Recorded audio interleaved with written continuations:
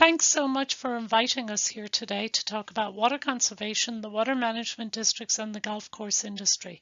We're really excited to share information about some water supply issues in the state, results from our project in 2019 where we surveyed golf course superintendents, as well as providing you all with some resources that might help you as you explore options to retrofit your irrigation system for efficient use.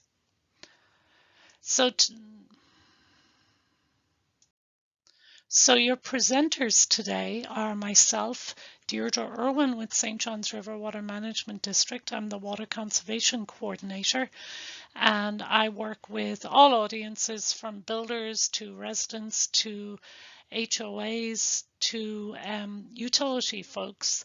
And then also Robert Wamvestro is joining us. He is the Senior Conservation Analyst from South Florida Water Management District. And last but not least is Josh Madden, who is an Environmental Project Manager at Southwest Florida Water Management District. So let's dive in and talk a little bit about natural resources or water resources in the state of Florida. So as you're aware, Florida is surrounded on three sides by water and has thousands of lakes, rivers, and more springs than just about anywhere else in the United States. It also has one of the most prolific aquifers in the world, which supplies us with most of our drinking water in Florida. With all of this water, many people don't realize that there's a need to conserve. Although it appears that Florida has plenty of water, not all of that fresh water is readily available for drinking and for other uses. For new residents to Florida, it can be challenging to understand the need to conserve water. In addition, Florida has very defined wet and dry seasons. Long periods of wet weather may be followed by long periods of dry weather, and droughts are not uncommon. These dry periods can be very challenging for a golf course superintendent to try and keep the aesthetics up for clients of the golf course. The Florida golf course industry is well aware of these climatic variations and the importance of efficient irrigation, especially during the dry season.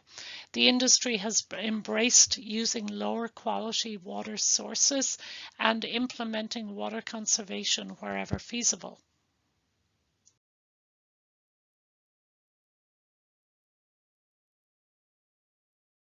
So this one goes back, is a part of a report that was published in 2018, and it shows statewide who are the major water users. And you can see agriculture and public water supply, meaning utilities, local governments who deliver water to their residents, are the major users. Golf course is in that pink bar. It's considered in the landscape recreation user group, and you can see it's considerably less. So it's important to understand who's using it and how they're using it for us to maximize. So we can, all three districts collect a lot of data so we can understand this a little better. When we go forward to and look at 2035 predicted water use in Florida based on modeling, population change, typical uses, you see that public water supply will outdo all of the other uses. We see a modest increase in agriculture and a modest increase in landscape recreation.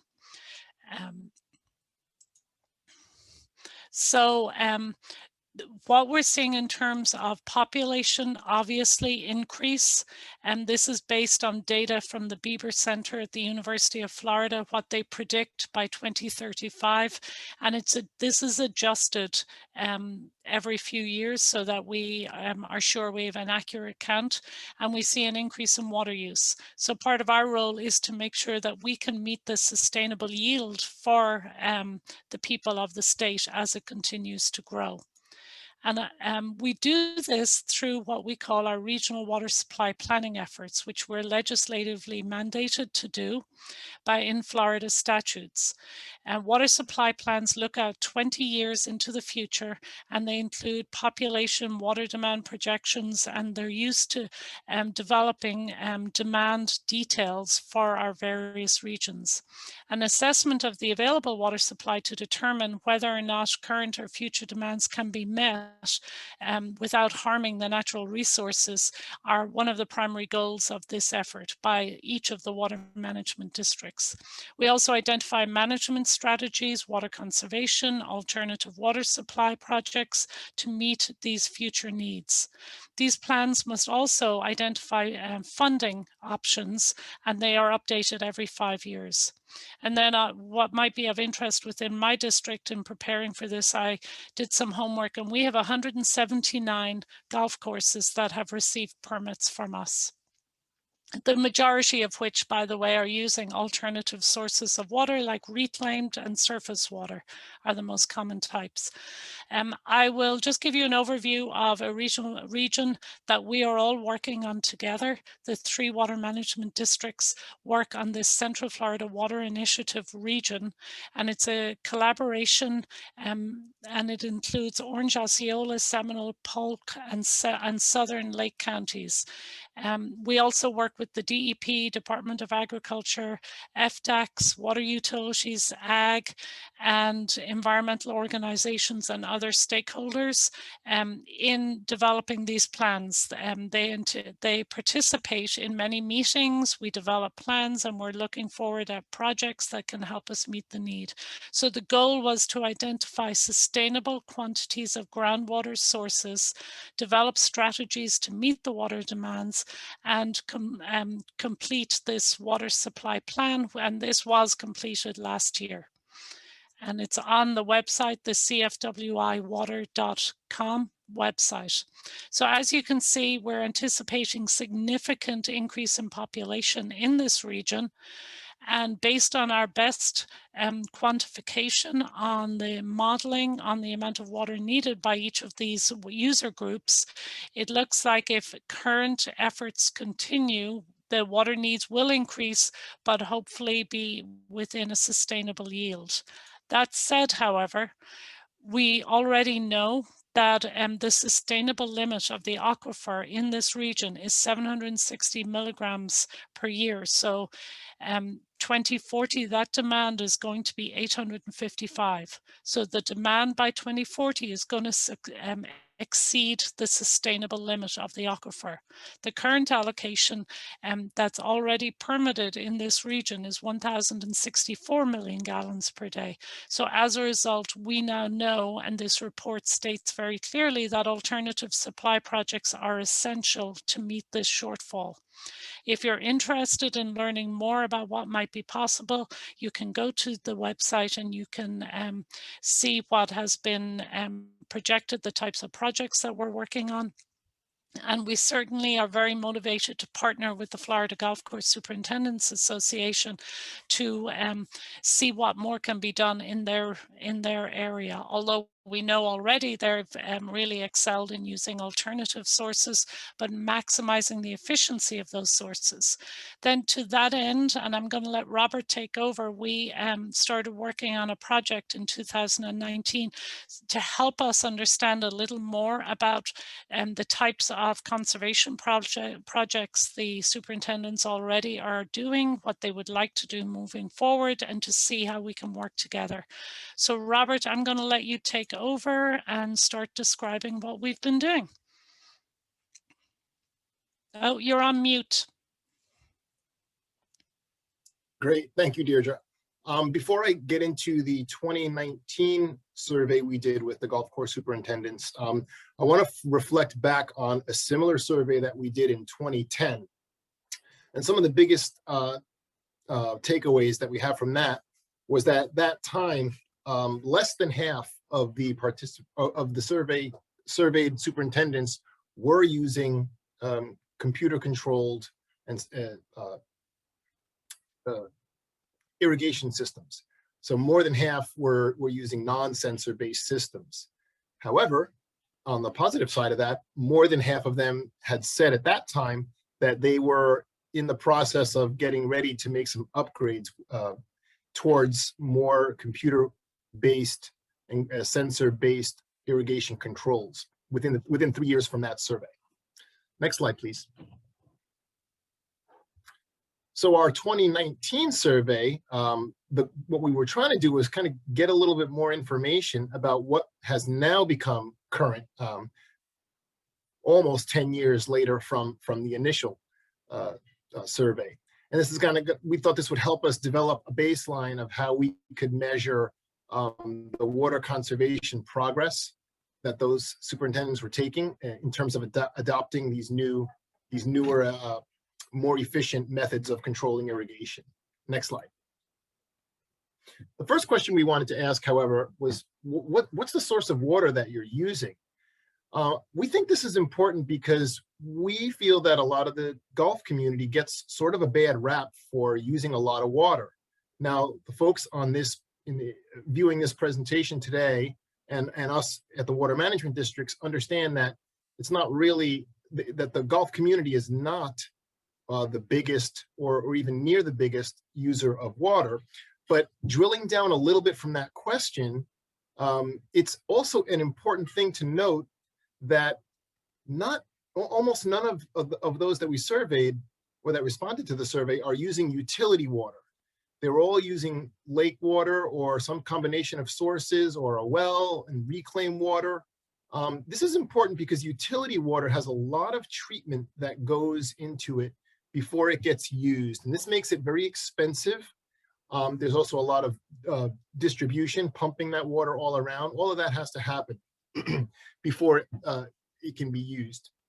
And so it's really significant, we think, that the Gulf community is not using a whole lot of utility supplied potable water. Next slide, please. So now here's where we got into, okay, so let's look at how we're controlling the water that is getting used on golf courses. And our first question, this is one of the big interests of ours, where it's, are you using or do you use advanced smart irrigation controllers?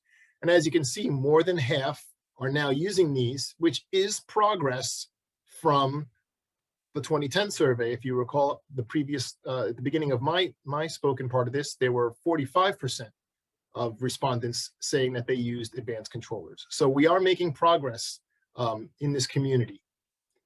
Next slide.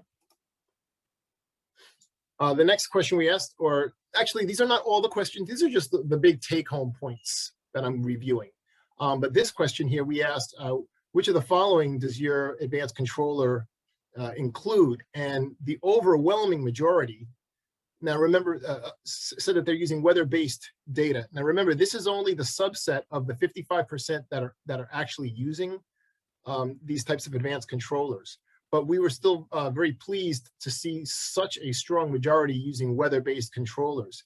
And then there were others that were also integrating soil moisture sensors into this control system that they were setting up. Next slide. Now, this is, I think, one of the most important questions that we could have asked as a follow-up, which is, okay, now you're using this type of technology. Is it doing the job that it's supposed to do? And we were extremely pleased that almost 86% of those who responded said, yeah, it's doing what it's supposed to do. It's maintaining the aesthetic requirements and the play requirements that they were hoping it would. Next slide. Excuse me. So now we went back to our sort of one of our benchmarks for progress looking forward. What is it that do you plan on integrating any new upgrades into your system? And almost half of the surveys said that they do want to make more changes within 5 years or less. And only 15% said that they weren't interested in making any upgrades to their irrigation system. So once again, we feel this is a very strong momentum in the positive direction for what we're interested with regard to being good water stewards. Next slide. Irrigation audits is something that the Water Management District has a lot of faith in. We see a lot of fine success with irrigation audits in the residential and commercial water use areas that are not part of the Gulf community. But we see that a lot of those systems really benefit from irrigation audits. This is a little different from what we would expect from the Gulf community, because we know that you all are very much on top of your systems and and very frequently monitoring how they're operating and things like that, unlike residents who really, they're more interested with the set it and forget it and don't want to think about it ever again.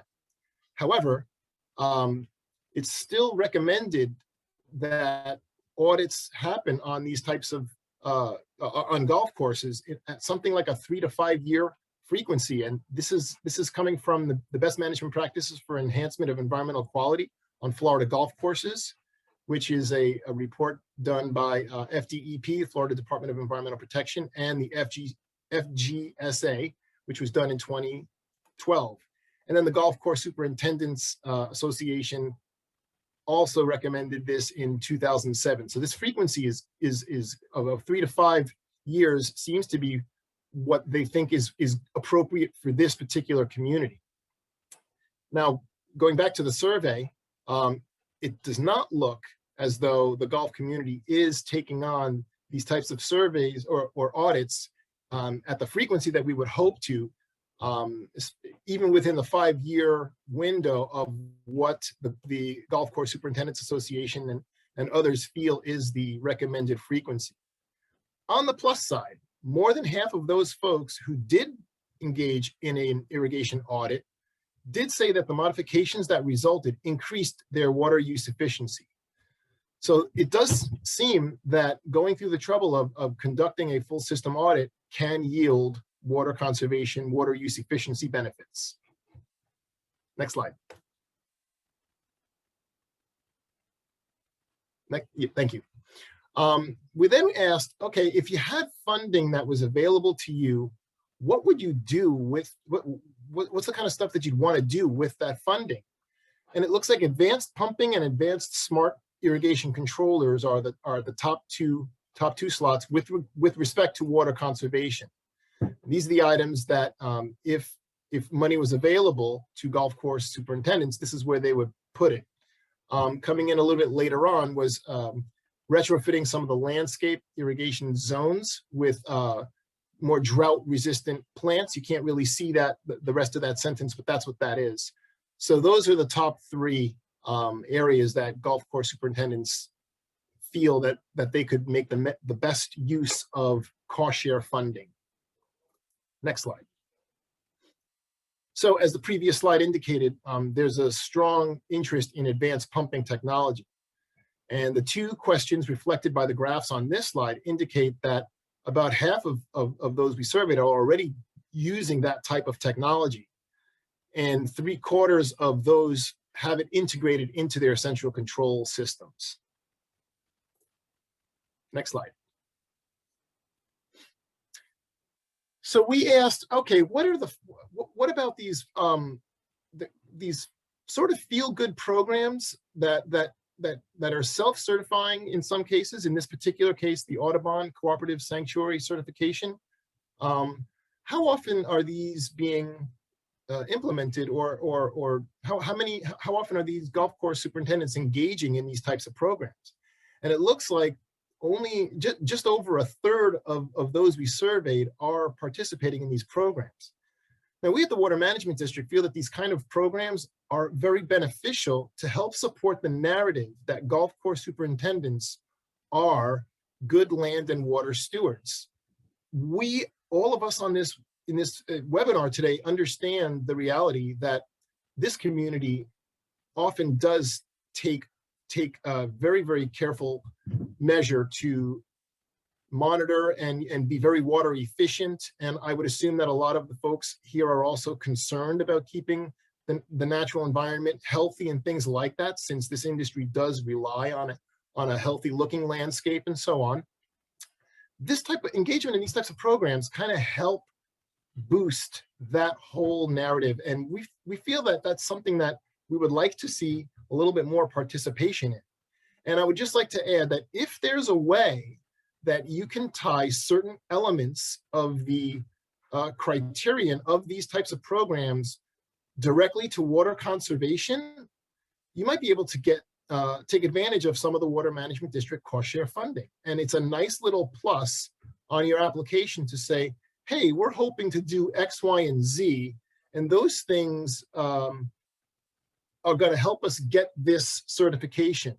Now, we understand that there's other elements of these types of programs that have nothing to do with water conservation, and we may not be able to provide some funding support for those, but we could potentially apply the support, the funding support to those elements that are water conservation related. That's the end of everything that I had planned on saying, but this is a great jump off point for me to pass this over to my friend and colleague, Josh Madden, and he's gonna begin his presentation, giving you a little bit more information on those types of cost share funding programs that I was just mentioning. So go ahead, Josh. Hey, thanks, Robert. So my name's Josh Madden. I'm with the Southwest Florida Water Management District. I'm going to tell you about, some of the funding that's available from the districts, and with the focus being on the district I represent, Southwest Florida, and a couple of projects that we've funded already. So next slide. So the first funding program that I want to talk about is called the Cooperative Funding Initiative. This is a long-standing program that the district has been offering for over 30 years. We've partnered primarily with other government type agencies, counties and cities and such, but we're expanding out, and actually private corporations and private companies are eligible for this program too. So, but it covers 50% of eligible project costs, and district staff are available to help develop projects. What's really important about this one is it's really geared toward large scale projects, and it's a lengthy application process. It's really involved in kind of a long wait period. Our governing board and their publicly selected officials are actually responsible for selecting those projects that get funded or not. So, but we accept applications one time per year, and that's the first week of October. And the project can't actually start until a full 1 year after then. So big scale projects, long wait period, kind of drawn out, but there's no cap on the dollar amount that we can contribute here. So if you're considering making a big change to the golf course, major upgrades, this is the funding program that you should take note of. Next slide. And we just recently, just this last year, actually added within our cooperative funding guidelines. That's a document where we talk about all the different project types that are eligible for funding. We added a section specific to golf courses, and it's under the water conservation section. And the reason the district would fund these types of projects are for the water conservation benefits. So you're going to get a reduction in water use, and that's something that's potentially fundable. These are things like upgrading to individual rotor control, advanced central control systems, design improvements where you get a reduction in irrigated acreage, putting in drought top, converting those turf areas that are maybe not really getting played much. You can convert those to something that's drought tolerant, that you don't have to water anymore. One thing that's not eligible, pipe and pipe installation. So I know that can sometimes be a pretty substantial part of the overall renovation, but we consider those pipe related expenses normal kind of operation and maintenance, and operation and maintenance is not eligible for district co-funding. So next slide. Some things that are really important in your application that you're going to want to start thinking about now, if this is interesting to you, is a water savings estimate. Like I said, it's the reason the district would fund the project is for the water savings. So we need to have a clear understanding. We'll need to see your work. You'll need to be able to kind of describe how you came up with the water savings estimate. Obviously, project costs with a quote that's broken down to show the material costs for rotors and wiring and control, and then separate costs for pipe and other materials that are needed. So we'll want to be able to see that breakout. A map of the course that kind of where you are able to highlight the irrigated area and show any reduction in irrigated area. You'll want to be able to describe what you're currently doing for water conservation, whether that's going around and checking for leaks on a weekly basis or using soil moisture probe to dial the system in. We'll need a timeline for when you want to start and complete the project. And then lastly, a funding letter from the property owner that just states that they are committed to moving forward with the project and that they have funds available to implement the project. Because like I said, this is a reimbursement type of grant. And that means that, if the project gets approved for funding, you go ahead and pay your vendors and everyone as you normally would, and then you would turn around to the district and say, hey district, we paid everyone, we've completed the project, and now we want that money that you promised us. And there's a formal agreement, of course, that goes along with it, but it's a reimbursement style grant. So you have to have the money, all the money needed to complete the project in your bank account. So, okay, next slide. Getting into a couple of the examples now. This one, first one here that we had funded was with Temple Terrace Golf Course. This is located in Tampa. They received fiscal year FY20 funding, and it actually just completed here in January. So really excited to see this one come to completion. It was a partnership between the golf club, the city of Temple Terrace, which actually owns the land. The district contributed funds, and they also got a grant from a historical county grant there. So district contribution was about $250,000. And the system out here was really old, super old, to the point that they were really having a hard time finding replacement parts to make repairs and fixes, and were getting a lot of leaks and stuff. So they were to the point where they really needed to upgrade and go to the latest and greatest design and technology. And go ahead to the next one, Deirdre. Yeah, so they put in a weather station, central control, all new heads throughout the entire course. This reduced the overspray into the rough and sidewalks and elsewhere, able to get much better distribution uniformity across the entire course. This results in an estimated 50,000 gallons per day savings. That's about a 30% reduction in their current usage.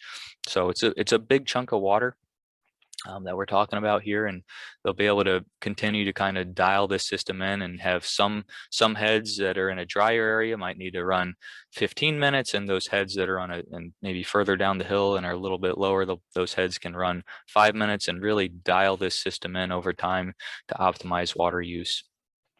Go ahead, next one. The next one I want to talk about is Longboat Key and their Harborside Golf Course. This one came in the year after Temple Terrace for funding. They're located in Sarasota County. As you can see, they're on a barrier island out here. Really high-end kind of upscale neighborhood.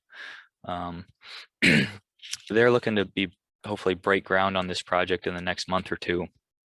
And similar to Temple Terrace, are looking to upgrade to the latest and greatest technology for their rotors and control system, and upgrade some areas that are currently turf to a more natural landscape. Go ahead and next one. So they're actually going to be increasing the number of heads on the course overall, and this is going to allow them to kind of follow the contours of the golf course a little bit more closely and reduce that overspray. These heads will have a shorter throw range, less flow, and they'll on average be able to run a shorter run time. So some heads might still run longer, but there will be some heads that can run for a much shorter period of time. And overall, this is going to lead to a reduction in use. You'll also see at the bottom the acreage going from 77 irrigated acres down to 70 irrigated acres. And go ahead, next one. On the bottom there is kind of what they're looking to expand. These areas of the course that don't require any irrigation, they have these kind of nice coquina shell with native and drought tolerant landscaping. Some other, these pictures don't have it, but on some other ones they had some like sea oats and other kind of beach themed landscaping.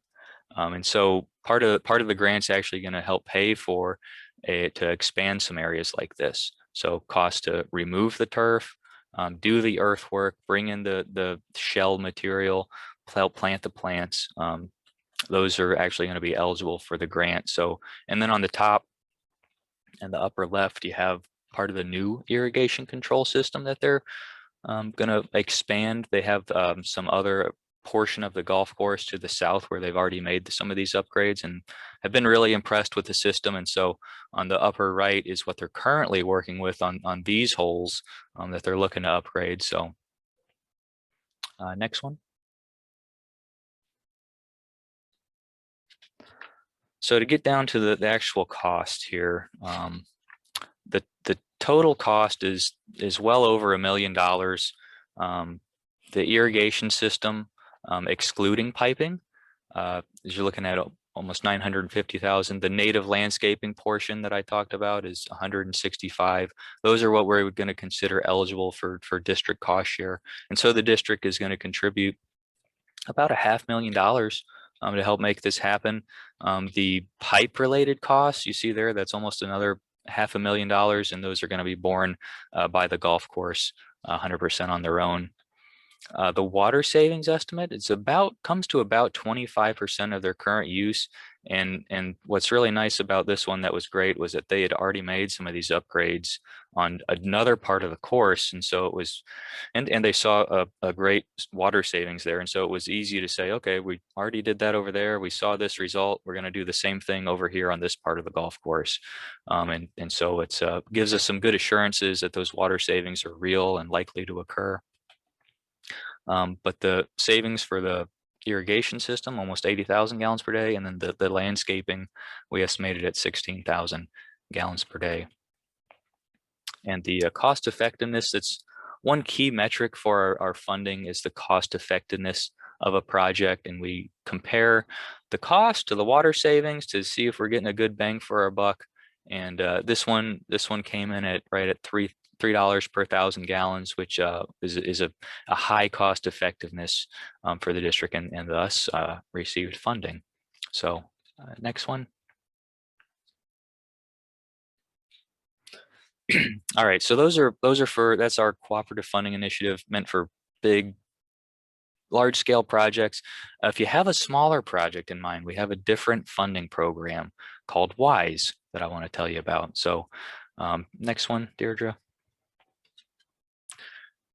This is similar in some ways. So we're looking to pay for 50% of eligible project costs, but there's a cap.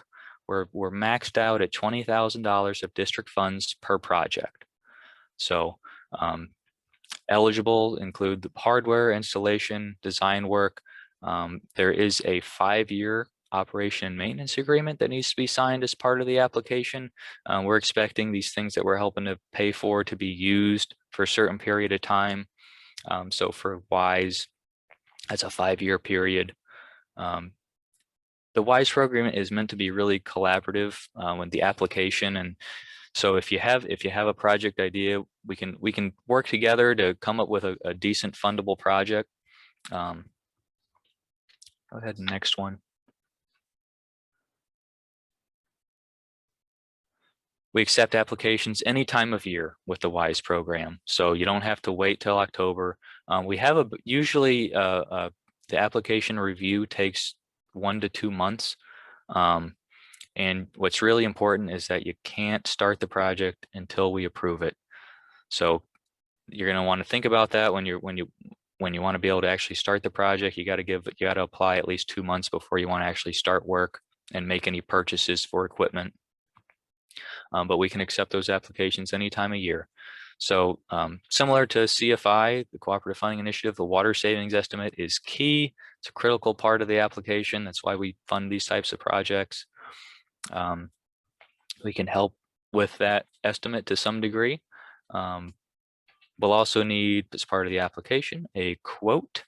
If you're requesting less than $10,000, we just need one written quote. If you're requesting more than 10,000, it's 2 written quotes. You have a whole year from the time that we approve the application. You have a whole year to actually do the project and then request reimbursement. So next one.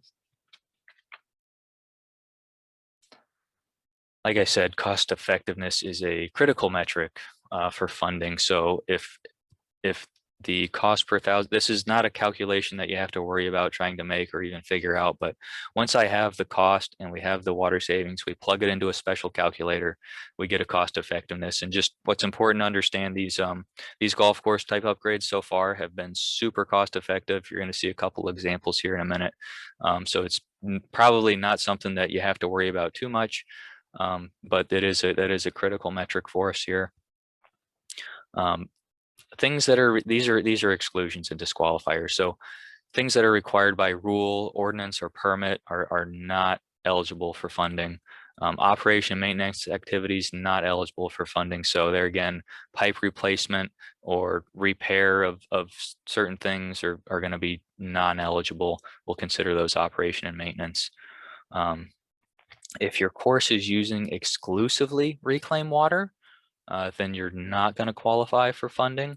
That's an important point. I know a lot of golf courses do use reclaimed water. So if you're already using reclaim, I'm sorry about your luck here, but we're looking to conserve well water, surface water, but reclaim is going to be a negative most likely. So also not eligible for funding are single family homeowners or agricultural entities. Okay, next one. All right, so a couple examples here. This one completed really recently. This was River Greens golf course located in Highlands County. They put in a new weather station, and the weather station's tied into their control system. Can change and can change run times automatically. We estimated a savings of almost 4,000 gallons per day. That's on the conservative side of things. We think that the savings could actually probably be much greater than that. But you'll notice the cost effectiveness there toward the bottom is 62 cents. And we need to be under $6 in order for it to be fundable. So you can see 62 cents, it's super cost effective. So it wasn't a great need to over promise here. We'd rather be conservative with the savings estimate. And you can see even doing that, it's super cost effective. So we had assumed for this one, just to give you a feel for the percentage, we had assumed a 2% water savings. And we, like I said, good chance it's going to be more than that. But okay, next one. All right, this one was with Crescent Oaks Golf Club. They're located in Pinellas County. And what they were looking to do here was upgrade their software system, their computer system, get some new computer hardware too. But what this is going to let them do is create a custom watering plan for the golf course, let them control the irrigation system by a smartphone, be able to shut it off anytime, anywhere. So the water savings estimate that we came up here, this is what was it, 3 or a 4% water savings, but we actually put a number, the gallonage here, to it by estimating that they could probably prevent just a few irrigation events over the course of the year by them turning the system off manually because of an incoming rain event. So, you know, if they're going to be able to access this new system by their smartphone and they see that there's a rainstorm coming tonight, like, you know, that we've had the last few days here where there's just rain everywhere across the entire state, and they're scheduled to run the day before, they can just go ahead and turn the system off by their phone real easy. And so just skipping just a few irrigation events was how we came up with the water savings here. Cost almost $14,000. District share was half of that. Again, super cost effective, well under the $6 threshold there. So next one. Okay, so to kind of sum it up here for the Southwest District, the Cooperative Funding Initiative, that's CFI program. There's the website. I'd encourage you to check it out. And don't wait. It takes a while to kind of come up with all the information needed. You can reach out to me and I can help give you some guidance if this is of interest to you, but do check out our website as well. You're going to look for the application guidelines. It's going to be a document on the website there. And once you open that up, you'll look for the little blurb on the golf courses.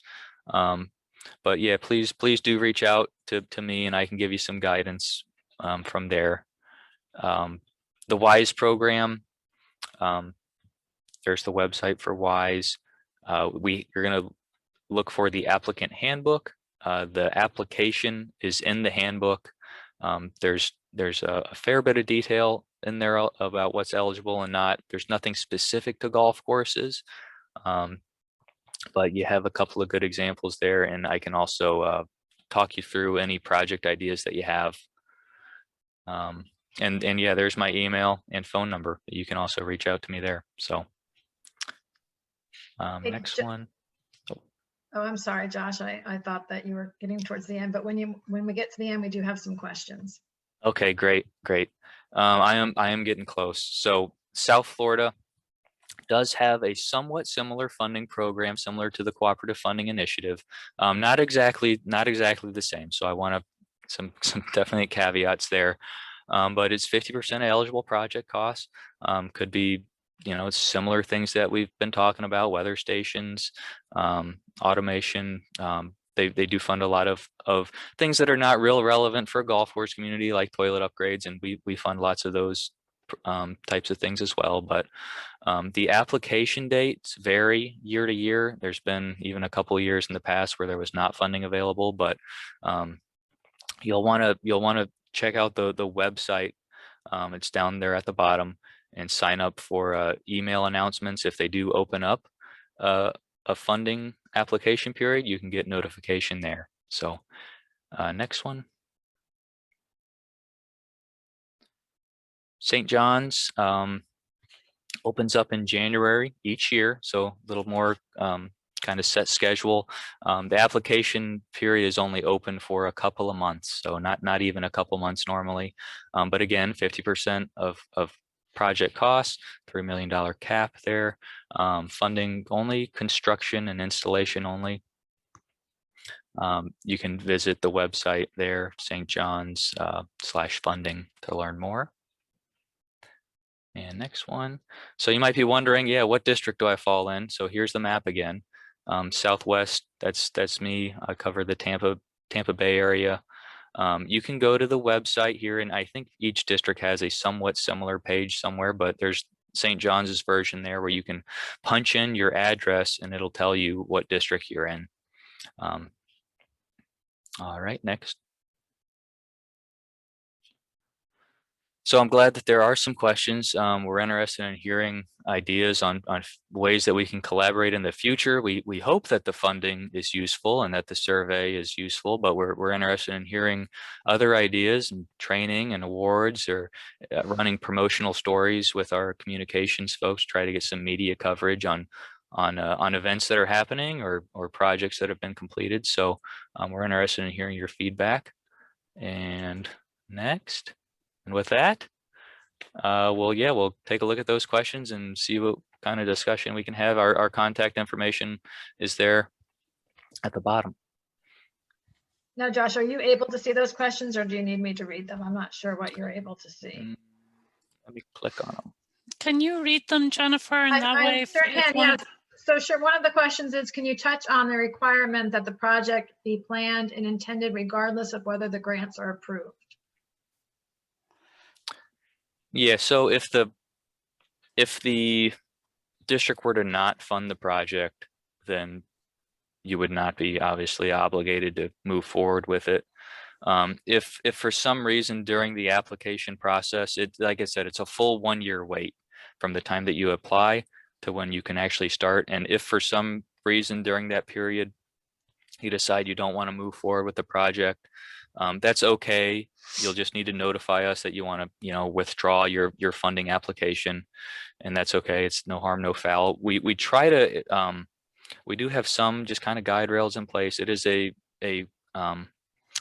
competitive process when we award grants, and so there's only so much money available. So we want you to have, we don't want to allocate funds to your project and then, form a funding agreement and then you back out, because we could have given that money to someone else. So, but there's normally not a, legal requirement that you have to do it or anything like that. So. Okay, here's another question. There's a couple of parts to it. So if golf courses were not to utilize reclaimed water, what are the other means and methods where that water may be sent to control capacity issues? And how do you all view the importance of golf courses utilizing reclaimed water versus other alternative sources? And then finally, any specific environmental benefits that comes with golf courses utilizing reclaimed water that you find important? I can address some of that and I'll let the others jump in also. It's been tremendously beneficial for golf courses to take on the reclaimed water. Back several years ago when our local government started down the reclaimed line, just to have that constant source, a recipient of the water, to take it, to use it, that we knew would continue to need it over time. And we're sending it to one place who uses a lot of water. Now we're at the point where a lot of local governments are trying to get reclaimed water out to existing neighborhoods in some cities, really expensive and difficult to do. So the golf course industry being a partner with Reclaimed has been tremendously beneficial. Another environmental benefit is, as you probably know, this water has nutrients in it. Although it's treated, it still has a certain level of nutrients, which really means you need less fertilizer. So there's two components to that. It's saving you money, hopefully, on fertilizer because you've got somewhat organic laden water. And we know that the industry does adopt integrated pest management plans. They're good stewards of the water. So we're not as concerned about runoff. When you send reclaimed water out to a neighborhood, you've got individual homeowners applying additional chemicals, not taking care about runoff, increased nutrients in natural water bodies. So there's multiple benefits. It's been really a great success story. Robert, Josh, do you have anything to add to that? No, that was good. I'll just add that in spraying the reclaimed water on turf like that, the turf will tend to soak it up and prevent it, from running off or even running into the aquifer so much. So yeah, the turf is a great nutrient absorber. I was going to add one other thing that I didn't say about WISE is we have funded a couple, well, just one so far, but reclaimed water connections with the WISE program. So if you're a golf course and you have reclaimed water nearby and you've been thinking about making the connection, but you just haven't been able to budget money to make it happen, that's another one that we could potentially co-fund through the WISE program. So yeah, we like those kind of ones too. It's a double whammy, we're helping to use a lower quality source and we're protecting the aquifer at the same time and helping out the utility who has that source. So it's a good one. I'll just make a quick comment on that. Unlike the Southwest Florida Water Management District's cost share funding program, the South Florida Water Management District does consider reclaimed water sourced golf courses as eligible for cost share funding. It's not as prioritized as utility water for some of the reasons I explained earlier, the levels of treatment and things like that go into it. But that does not disqualify you from applying for funding if your water source is partially or even fully using reclaimed water. So I would encourage folks who are interested in water conservation improvements on their courses that are within the South Florida Water Management District and who do currently get reclaimed water as their sole or partial source to please apply for our programming. And I believe we are the same as Southwest, I think right now, because we do not fund conservation projects with reclaimed, but that may change down the road as we see more and more reclaim being produced. Yeah, that's good, and it might still be worth someone's time applying, even if you're on reclaimed water, or especially if you're only using a portion of your overall use is reclaim. It could still be worth your time applying for funding, but it's just a little bit harder and get, like we said, kind of a little lower priority for the district to fund those. So. A lot of questions. A lot of questions, yeah. Right. So another is, are the gallons per day savings based on a 365-day calendar or per irrigation day event? Yeah, good one. It's a 365-day calendar. So what you would try to come up with the per event savings, and then you would say, okay, what is that per week? And then you can get to a per year. But yeah, the numbers that I had provided are on a 365-day kind of calendar. Okay, great. Is the installation of drought-resistant turf grass covered in this program? Not for us. I don't believe turf replacement would be, because there's an assumption you're already using the most drought tolerant. It's all about the water, the irrigation. Right. Same here for South Florida. Can the funding be retro for an upgrade in 2019? No. Nope. No. Okay. No, not for South Florida. Another one, what would be the best low budget or just daily operation changes that we could do to conserve water other than upgrades to the system? I know when, and I'll let the others weigh in here, is when we met with some of your board, I don't know, what is that, 3-4 years ago, there seemed to be a lot of interest in the ideas of taking non-play areas out of irrigation. So areas that are not officially part of the course that's been receiving irrigation water, to consider no longer irrigating those areas. So it doesn't affect the play or anything. And then I guess double checking the scheduling and finding a way to turn off water if there's rainfall coming. Any other ideas, Josh or Robert? I was just going to say, yeah, going around and checking for leaks is a no-brainer, and doing that on a very regular basis, very frequently. Kind of fine-tuning the spray pattern of the heads, that are just making sure that they're not overspraying, some things like that. So yeah, and again, I'm going to just re-emphasize the point I made earlier. In addition to your normal wet checks on whatever frequency, to have a deeper irrigation audit on some periodic frequency within what is recommended by the Florida Golf Course Superintendents Association, which is between 3 and 5, at least 3 to 5 years. So that ties nicely into this next question. It says, who does the water conservation audits? Robert does. No, I'm joking. I know in my district, folks are using irrigation consultants.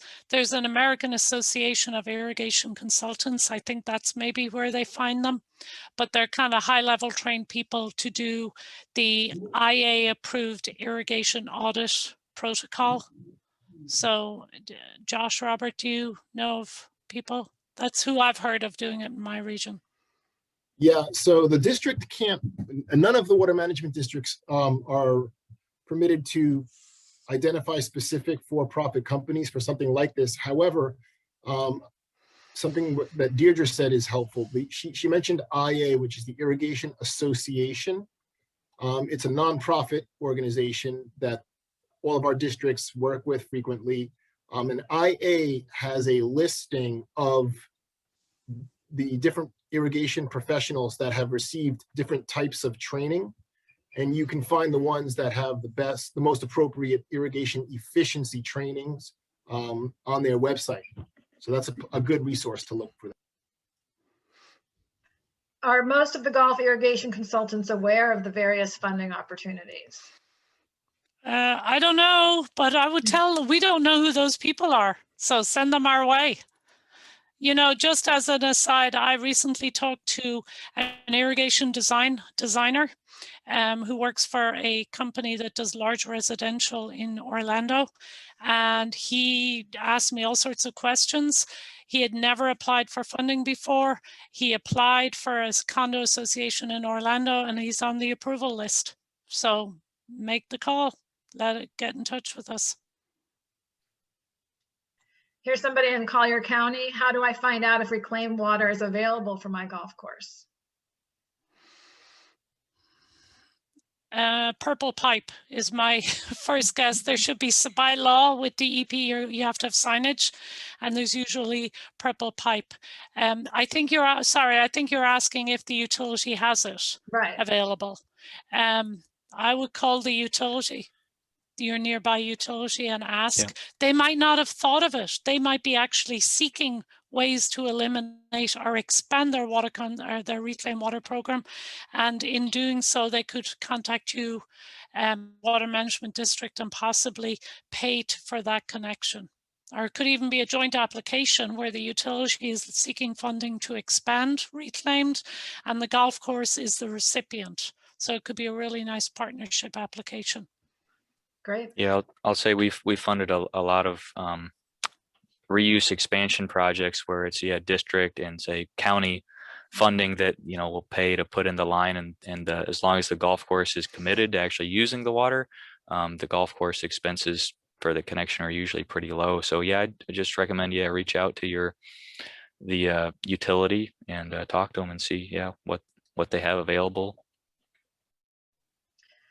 Here's another one. Could a golf course apply for funds for a project 5 or more years out?